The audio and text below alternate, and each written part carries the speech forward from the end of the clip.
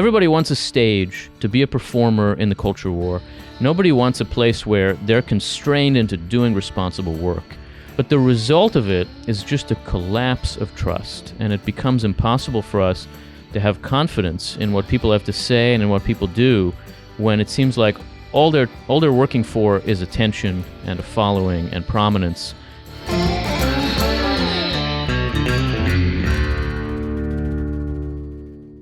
Welcome back to the Kevin Roberts Show. You are in for a treat this week. I think one of the serene and insightful voices in the conservative movement is my guest this week, Dr. Yuval Levin, who is the Social, Cultural, and Constitutional Studies Director at the American Enterprise Institute, and whose work can be found in a variety of outlets. Yuval, you are so important to this movement.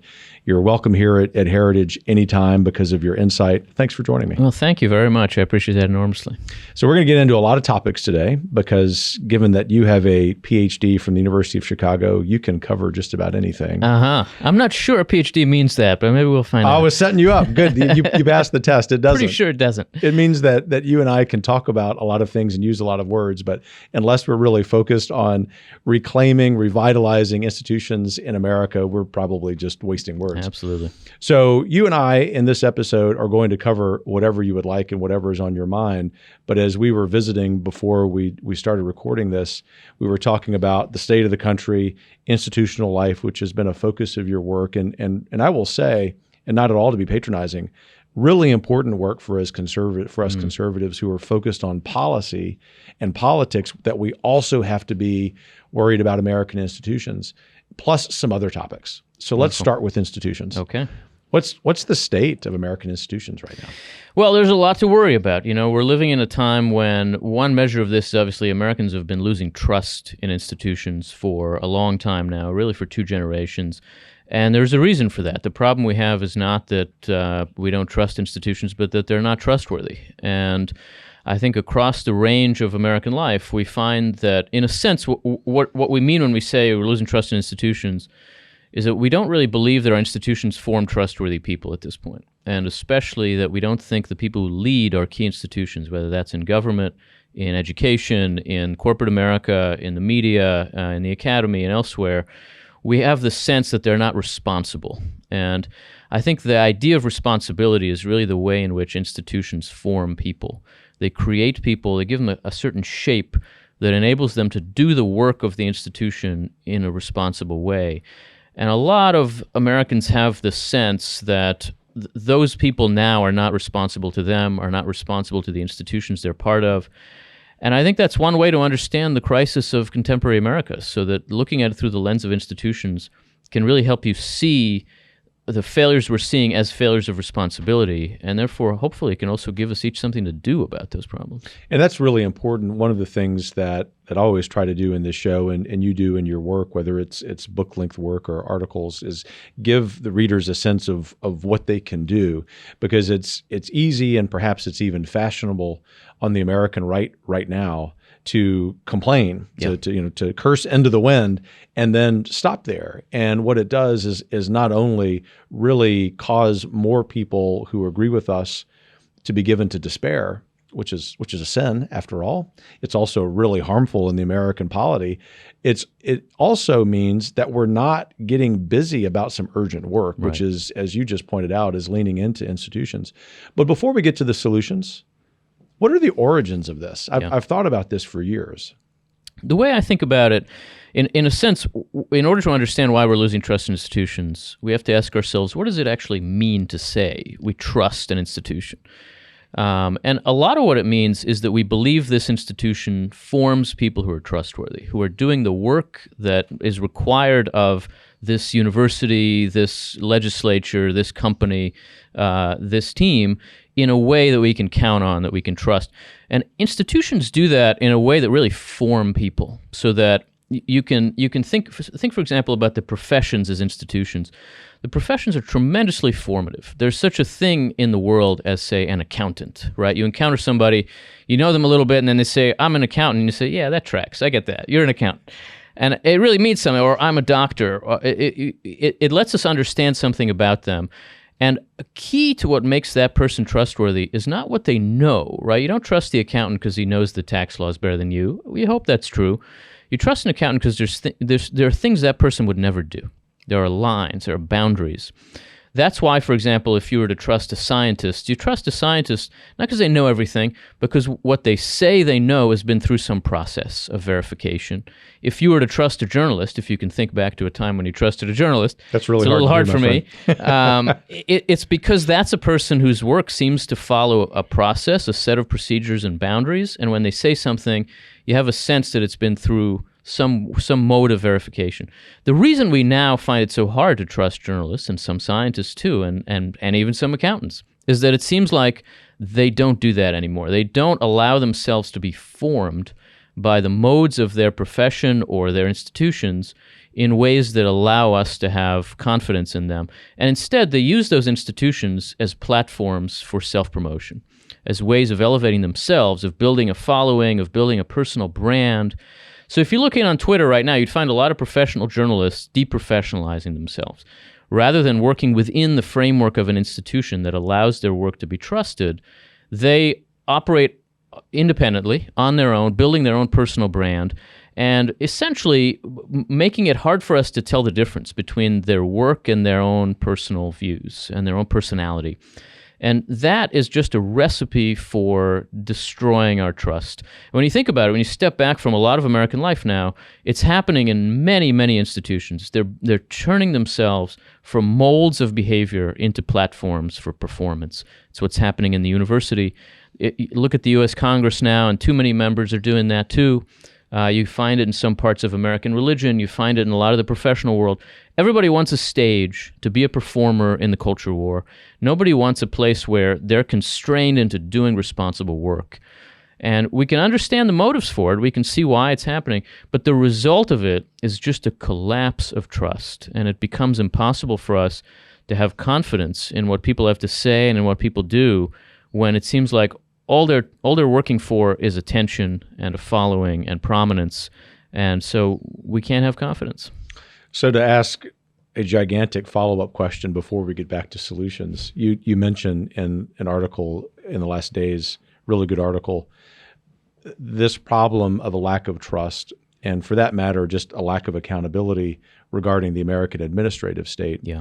And you even make this reference to this performance art that happens by some of them. There's one particular doctor who comes to mind, but we'll decide if we want to talk about Dr. Fauci or not. And I don't mean that in a gratuitous way. Yeah. I mean that as embodying really this problem. But you make the really important point that the strength of the administrative state has really diminished the power of the president, ironically. And of course, there are a lot of things we can talk about that from the standpoint of the Constitution and policy, including that Congress needs to reassert its authority. Yeah. But I'm really keying in on this connection that is the demise of American institutions, the decline in trust, this not just despair, but disengagement that too many Americans have with the American public square and the administrative state. Do you think there is a way that we can begin to address all those problems? And maybe, to use another metaphor, we can pull on a particular thread that begins to unravel this problem, and then we can rebuild it. Yeah, absolutely. I do think that thinking about this set of challenges through the lens of institutions can be very helpful, because institutions ultimately are forms, right? They're structures. They have a particular shape, a set of boundaries that distinguish proper action from improper action. And if you want to define the administrative state, broadly speaking, it is a kind of formless power in our political system. Our system has three clear branches. Each of them has a set of obligations and a set of powers. And what the administrative state has become is a fourth branch that is not bounded by any of those rules. It does some legislative work. It does some administrative work. It even does some judicial work. And it does all of it without the forms of a legislature or an executive or a court. And that means that it's not bounded in a way that can make it trusted. It is, by definition, abusive of its own power, because its power is not constrained, is not limited.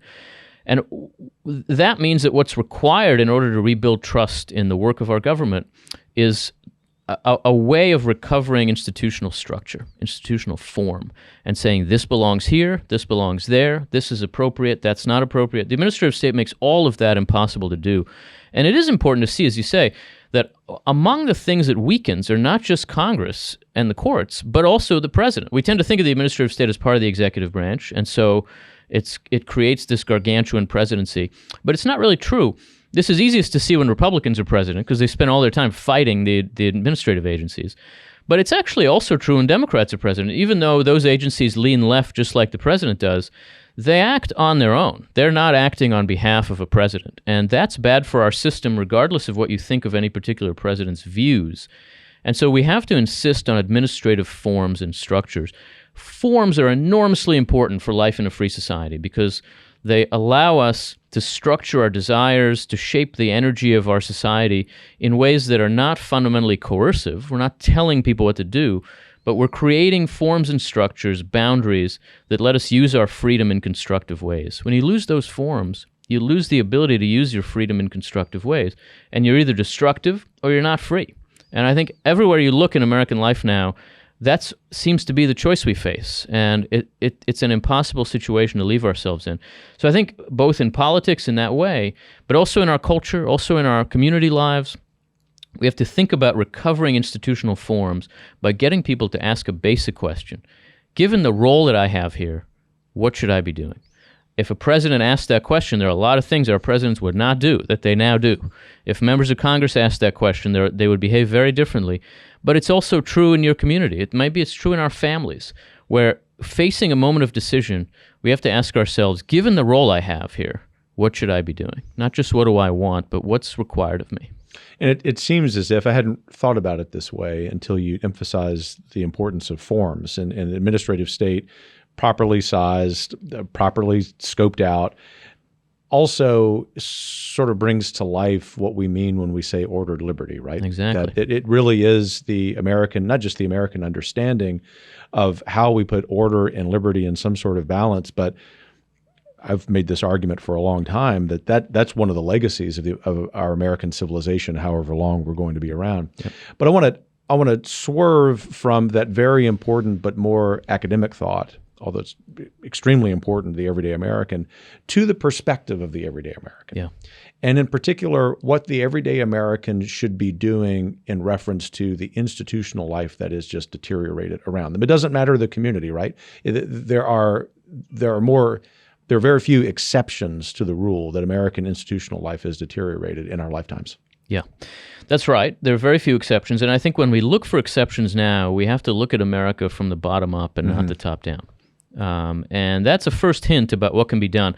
I think that question, first of all, the question of institutional responsibility, given my role, what should I be doing, is a question we can all ask in every institution that we're part of. But there's a further question, which is how can we own this problem in a way that lets us solve it?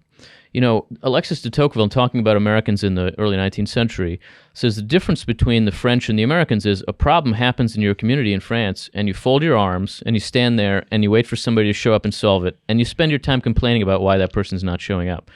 Whereas in America, people they know nobody's coming. So they get together, and they figure out how to do it. He tells this story about a wagon overturning on the road, and people just show up and come together and figure out, because if they don't do it, then the road's going to be clogged, and they don't want that. They're not even being nice. They understand the problem is their problem.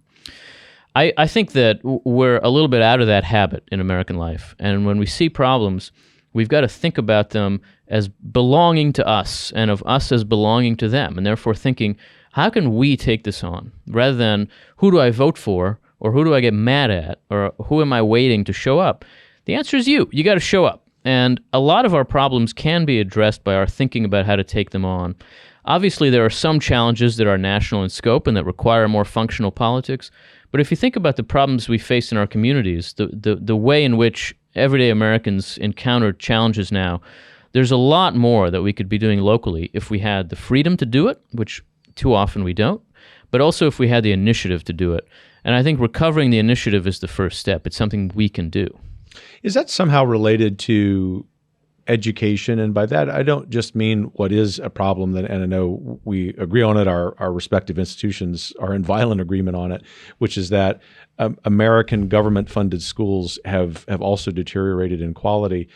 And it isn't, as has been in the news recently, a deterioration, a decline in reading and math proficiency, which should concern us as a people, but also that our government-funded schools have stopped doing what they were supposed to be doing, which is transmitting values, not a particular faith's values, but our values as a people from one generation to the next. It seems that is fueling this lack of trust, the demise of the institutions as well. I think that's got a lot to do with it. As you say, this is something that Heritage and the American Enterprise Institute and others have been working at for a long time. And, the basic challenge, the way I think about it is, an American citizen is not a natural artifact. It's not something you just find. An American citizen is a social achievement. And it has to begin in the family and in the community, but it also has to be formed at some level by education, by real formative civic education. And civic education isn't just something that happens sort of on the side, where you find an hour a month to spend talking about history. That's great, but civic education's got to be at the core of what our education involves, because we're trying to form a certain kind of person. As we're saying, a person who looks at a problem and says, this is my problem, and I'm the solution to this problem, and let's figure out how. I think that requires an entire attitude toward public problems and toward public life that in part has to be the responsibility of our schools. And absolutely, I would say they've not only abandoned that responsibility, I think to the extent that there is now explicit civic education in a lot of American education, it's a kind of oppositional education. It forms people to be fundamentally critics of our society. And look, in a free society, you got to be able to be critical. You got to be able to say the president's wrong. But you also have to take ownership. I mean, I'll tell you a quick story. I'm a naturalized citizen. I was born in Israel. I grew up in the United States. My family came here when I was very young. But I became an American citizen when I was 19. I took the oath at the federal courthouse in Newark, New Jersey. And after giving us the oath, this federal judge got up to give a little talk. And I thought, this is going to be a patriotic pep talk. He's going to quote Lincoln. What he actually said was very simple, and at the time I found it disappointing, but ever since then it has stuck with me in the back of my mind. He said, from now on, you have to talk about America in the first person plural. Don't say they or their or them, say us and our and ours. And when you see something happening, you say, this is happening to us. And like I said, at the time I thought, well, this could have been a better speech, but in so many instances in my life since then, I thought that is exactly the missing attitude, is we've got to take a first-person plural approach to American life. And that has got to be drummed into people through education. That's a lifelong mode of instruction that's got to be part of how we understand ourselves. And yeah, I think some of the ways our schools are failing have to do with math and science, but most of the ways our schools are failing have to do with citizen formation. And, that's got to be part of our way forward.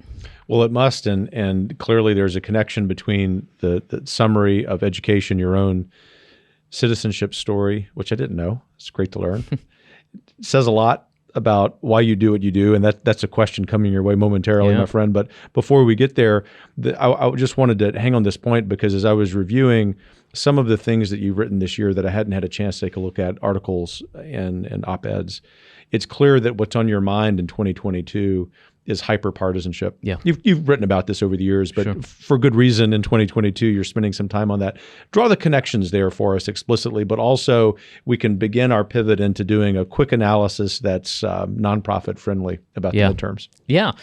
So absolutely, this is part of what I think about now, and I think it's very much connected to this question of owning problems, of not saying them and their, because it's very easy to look at American life and say, look, the problem is those damn people. And in a lot of ways, it's true. All right, I mean, the problem is those damn people. Let's face it. But the way forward has got to mean appealing to people who are now already on our team to become part of our team. And that means saying, these are our problems as Americans, and understanding what happens in the public square as a disagreement about how to do what's best for the country, rather than about whether to do what's best for the country. Now, you don't want to be naive about this, and the differences in our politics are very profound, But I think we cannot let partisanship turn us into an us-them society, because ultimately we need to look at every American citizen as a potential convert to the conservative cause and as somebody who's going to take ownership of American problems in an American way. So to me, the large project I'm engaged in now, the book I'm writing, is a book about how to think about the Constitution as a framework for national unity. I think our Constitution was created to build common ground, not just to occupy common ground, by forcing us to engage with each other over and over, forcing us to negotiate with one another over public problems. And the rejection of the Constitution that you find on the left now is rooted in the rejection of that purpose. They just want sort of simple majority rule so that all the institutions that force us to deal with each other, to build some consensus around solving problems, are replaced by institutions that just let narrow majorities do whatever they want. And they want to eliminate all the modes of protecting minorities in American life. They wouldn't put it this way, but I would. They think the courts are illegitimate. They think the Bill of Rights, they're working their way through the Bill of Rights, piece by piece, right? Religion is first, and then speech, and then we know it's coming. And all of those things are there to protect minorities and to force majorities to negotiate with minorities. They know, the framers knew, that majorities in American life are temporary and ephemeral and very often narrow. And everybody at some point is going to find themselves in a minority and in a majority. That's the strength of our society. And if we stop thinking that way, then we really just do turn our society into a war. And our society is not made to be an arena of warfare. It's meant to be a place where neighbors work together to solve problems. I think we can recover that. I think a recovery of constitutionalism is an important first step of that. But building the kind of civic ethos that we're talking about is absolutely essential to it. And partisanship, the intensity of our partisanship has to be seen as a failure on that front. And so it's up to all of us to work on that. So I'll give you an example, and you know that I agree with you 100% about that, but I'll give you an example that I find really difficult to combat, and it needs to be combated, unfortunately, but also what I find very challenging is, given the depth of this particular issue and how tied some Americans are to it, that it seems very difficult to find common ground. And that is the radical left's promoting of gender ideology. And frankly, I don't mean this in any rude way, but the mutilation of kids. I mean, that's what's happening. So in other words, Yuval, I want to be able to fix that problem, and I know you do too, for the sake of kids, but really for the sake of America. But I want to do so in a way from a policy and rhetorical standpoint that allows us to find common ground. But what I've found very difficult for the last 15 years as someone of very deep faith is it seems as if the ability of Americans to find that common ground on what the human person is, about human sexuality, about marriage. Of course, we can get into a whole bunch of issues, but what concerns me now, just being someone who has spent so much time in schools and with young people, is this radical ideology. How do we fix that issue and put it to rest while also doing so in a way that accomplishes this very noble aim you articulate so well? So I think that's one of many examples where allowing our politics to point in the direction of anthropology, as you're suggesting, is very important. To begin from practical concerns and divisions and help people work their way to an understanding of the human person. I would say a lot of the work that I do, especially the work that's directed to a more than just conservative audience, tries to begin from commonly shared problems, from some diagnosis of, we're divided or we're losing trust, and then to work to offer some plausible solutions that strike people as addressed to the problem, and then to help people see that those solutions are rooted in a particular understanding of the human person.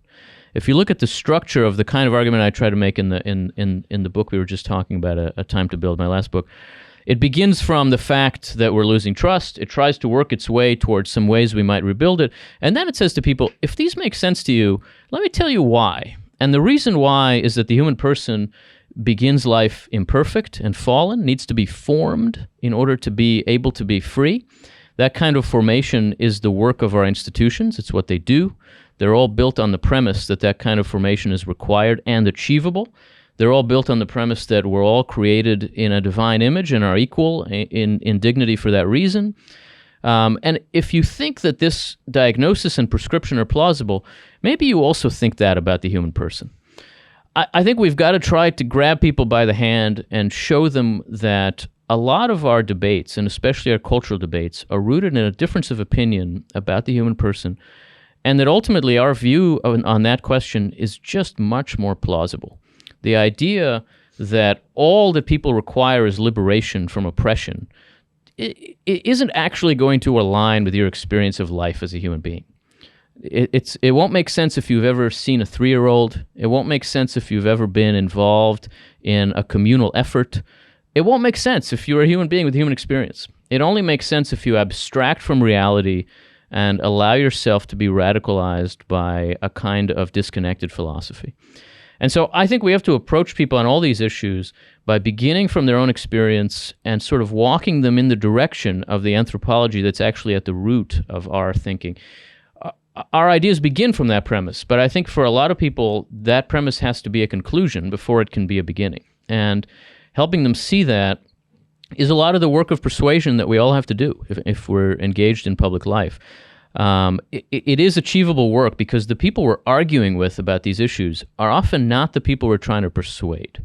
The people we're trying to persuade are watching the argument happen, and they are persuadable. You can show them that the person I'm arguing with is kind of crazy. I mean, let's think about our common experience. It can be very hard to accept or to see, especially in the social media age, that the person I'm arguing with is not the person I'm trying to persuade. That this argument is a kind of educational effort for other people who are trying to figure out what's the right way here. But I think if we understand that, and if we recognize that most Americans are just not radical, and most Americans are not even that political, they don't have my opinions, they don't have that guy's opinions, they're trying to figure out what to do about this issue. And to be persuasive, to offer a kind of winning argument, you have to start at a human level and not begin at the highest possible pitch and not start by yelling and not start by accusing people of trying to destroy the country, but recognizing that we're all trying to figure out a way forward in a complicated time. And the argument we have is just better.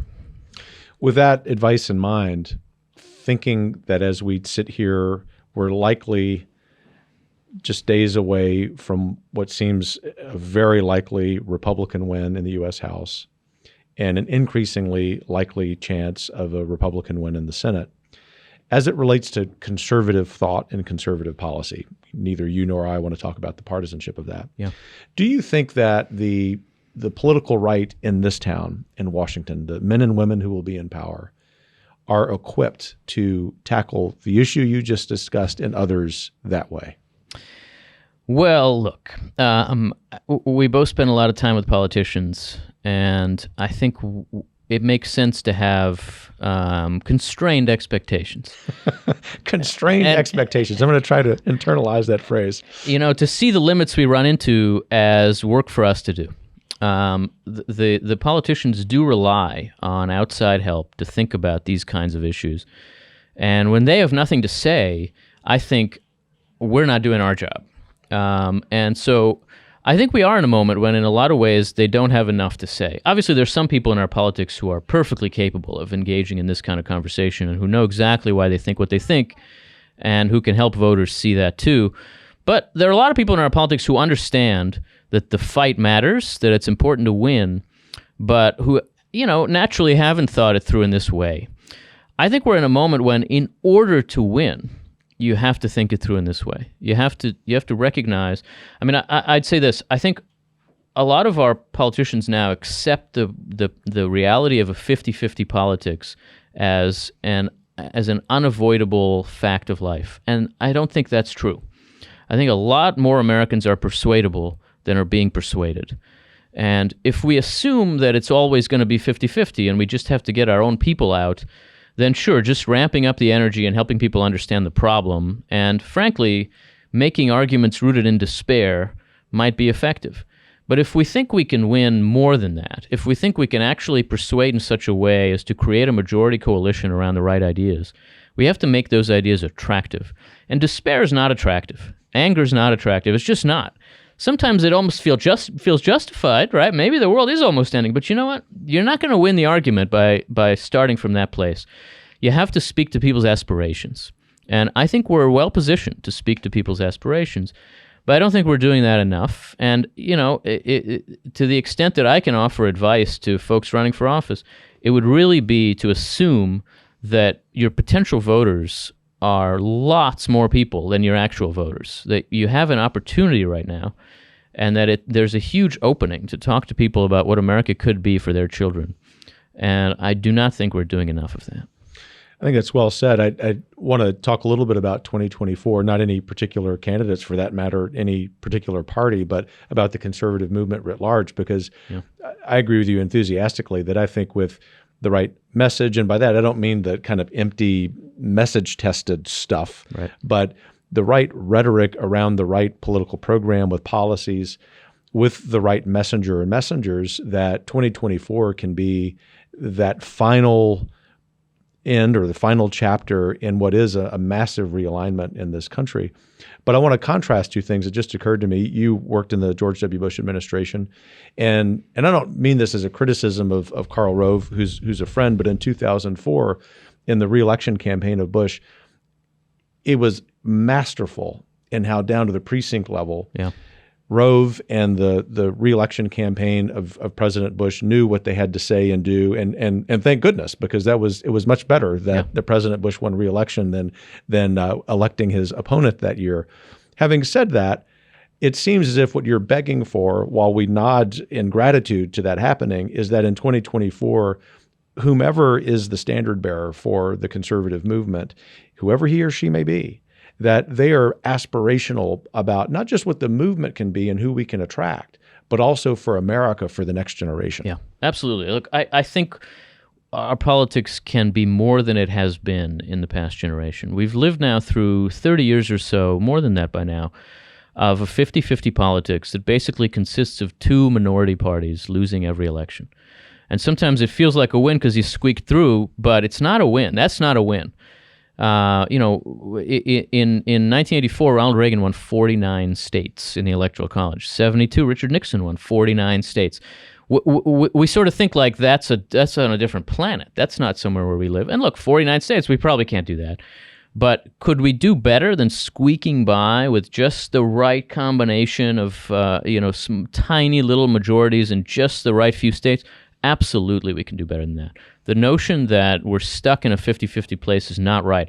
American politics has been polarized often, but polarized at 50-50, maybe there's one other period where you could point to where that's happened, from the 1870s to the 1890s.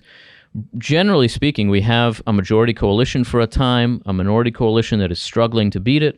Then there's a realignment. They switch sides for a while. That's actually the norm in American political history. And the period we're living through of a truly 50-50 politics, where both parties have persuaded themselves that they can't do better than just getting all their people out, I think it is a huge mistake, and it opens an opportunity for whichever party is the first to recognize that it has actually been losing for 30 years. I think there are ways that Republicans have more opportunities than Democrats for various reasons in this moment, but either party could make use of this opportunity. So it's a moment of danger, too. This really could go either way. But I don't think we stay at 50-50 for another generation. That is not a sustainable mode of American politics. And so I think it's enormously important to think about, how do I win a lot more voters than I'm winning now? And I think the answer to that is that you cannot make your case by showing people why the other party will destroy the country. You make your case by showing people why you think your ideas will help their children. And neither party is doing enough of that at this moment. Do you think this is I agree with that too. I'm trying to figure out the future, and of course, getting a historian to do that is just really bad. But there's a question for you about history. In those episodes you mentioned, those re-elections of Nixon and Reagan in particular, but even going back to the late 1800s, do you think there has to be the presence, the existence of a very serious external threat to America in order for Americans to realize they need to emphasize their similarities over their differences? And I think there's a growing, strong consensus that we know what that threat is, and it's the Chinese Communist Party. Yeah, look, I think there's always this kind of cloud hanging over every communitarian conversation that says, when this has worked, when we have really been united as Americans, it's been because of some terrible calamity, right? Often a war, occasionally some domestic disaster. And we don't want that. So if we want to be We're more not hoping united, for that. yeah, nobody wants World War III, though America was very united after World War II. And so it can't be that that's what we're arguing for. The question is, how do we achieve greater internal strength and national unity without that kind of calamity? But as you say, there are dangers too. There are risks. There are always risks to this country being weaker than it has to be. And oftentimes those risks are external. I do think we face a danger from China that we have not taken seriously enough. And there are ways that danger could force us to think together a little bit about what we're missing as Americans. Even while we disagree about various other things, are there ways that we can come to understand the sources of our strength and build on those? I certainly have some hope on that front, but I think ultimately we also have to ask ourselves about the sources of those strengths directly. We have to believe in our constitutional system because it's the right way to govern ourselves. We have to believe that ultimately we're a country that solves its problems from the bottom up because that is the way a free society functions. It can't just be external threats that get us there. We've got to actually understand the reasons why our society should be its best self. So 2 final questions for you. One's a really big question. We'll save that one for last. But how did you get into doing the work that you're doing? That's a hard question. You know, as I said, I came to the United States as a child, and in a way, the work I do now is just a work of gratitude for this country. That's easier to see now, stepping back. But you know, what I really do every day is try to make the case for why this is such an extraordinary place and how it can remain one. But you know, how you get interested in politics as a kid, I really couldn't tell you. I was interested in politics by the time, certainly I was a high school student. I was a conservative by then too, although I wouldn't have been able to put a lot of words to that. I had a wonderful friend in high school who gave me a book, a book called Statecraft to Soulcraft by George Will, that had been written maybe 10 years earlier. George Will doesn't even like that book anymore, but I still love that book. I do too. I'm still reading it in my head all the time. And it's really a book about why we should take ourselves seriously as a society and why politics matters. And it puts some words to some of the ways that I'd been thinking. And so, you know, I went to Washington as a college student. I went to American University in D.C. After that, realized I actually needed an education that was about the fundamentals, the philosophical underpinnings. So I went to the University of Chicago and then came back to D.C., and I've been working since then really at the intersection of theory and practice in politics. And America's full of amazing things, but to me, one of the most amazing things is that I get to do this every day. I mean, if I had all the money in the world and I could do whatever I wanted, I'd pretty much be doing this. That's pretty obvious. And thanks for doing what you're doing. You're someone, and your story just revealed why you're just very interested in America because of your gratitude, who spends a lot of time thinking about best case scenario. And so I want to conclude this episode with you, and we'll have you back many times over the years. So hopefully we can continue this story by asking you this question. What's the best case scenario for the Constitution, for American politics and American society over the next decade? Yeah, you know, I guess I would say best case scenario isn't quite right either, but I certainly think worst case scenario isn't where I'd be. I would emphasize the difference between hope and optimism here. I think optimism and pessimism are both terrible mistakes because they both make you passive. They both lead you to think what's going to happen is just going to happen. And either it's going to be great and, you know, best days are ahead, just watch, or the world is over, what's the point? Don't get involved. Hope says things could be better if we act. And I'm very hopeful about America. I don't see how you could look at America and not be hopeful. We've been through much darker times than this one. And ultimately, by rooting ourselves in our best traditions, by looking to the best of what we've been, we have been able to rise to every occasion. And I do think we will rise to this one too. But we face serious challenges. One reason for hope, it seems to me, is that there's going to be a kind of generational transition in American life. I mean, how could there not be? All of our leaders are 80 years old, and I frankly think that has to do with some of the despair that we're drowning in our politics. And I think a generation that is fundamentally a generation of parents, of people who are thinking about the future in very personal terms, is going to be a little more constructive, a little more productive, a little more concrete in how we think about challenges. I also think the fact that people are aware of the problem is a reason to think that there's some hope for solutions. That is, nobody walks around right now saying, this is great. Let's just keep doing this in America, and it's going to be wonderful. And so there's an implicit question on everybody's mind, which is, how can we do better than this? And we have an answer to that question. I think that answer begins with the American Constitution and the principles that it's rooted in. And through that, it works its way toward a set of solutions. If we begin from the right principles, and then we have the right diagnoses, that is, we understand what's actually wrong in America, which has been a challenge for the right sometimes until fairly recently, really, to actually look at contemporary America and ask ourselves what's going on. And then we think about, how do we apply those principles to those problems and arrive at solutions? Some of them are public policy solutions, like what you do and what we do. Some of those are different ways of life, different new institutional forms to try, different ways of solving problems. I think that's what we as a society do. And so if we can get out of our own way, and that means sometimes getting government out of the way, it means sometimes getting a bad attitude out of the way, a despairing attitude that just says other Americans are the problem I have, and instead try to ask ourselves, what's missing that I'm not doing? What could I be doing to help this problem be addressed? That's ultimately how Americans solve problems. We organize, we find a way. You know, to think about Tocqueville again, Tocqueville says you get 3 Americans together and they elect a treasurer, right? And there is something of that in our mode of being. I think we've lost a little bit of it, and to recover it is how we start to find our way forward. And I absolutely think we're going to do it. I have a lot of hope in this country.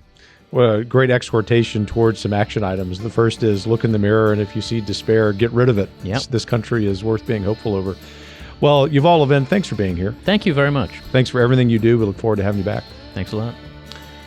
Thanks for joining this episode of The Kevin Roberts Show. We will be back next week with another person who is hopeful about the American future. Take care.